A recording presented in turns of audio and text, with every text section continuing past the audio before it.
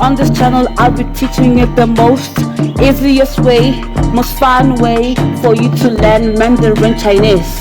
Yeah, now, let's start learning. Buckle up.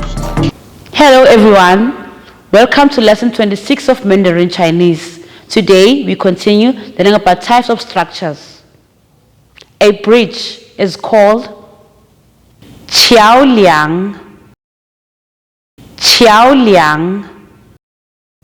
A skyscraper is called mo tian da luo.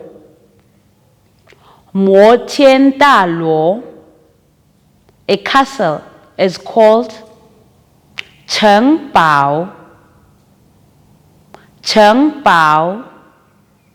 A reservoir is called shui ku.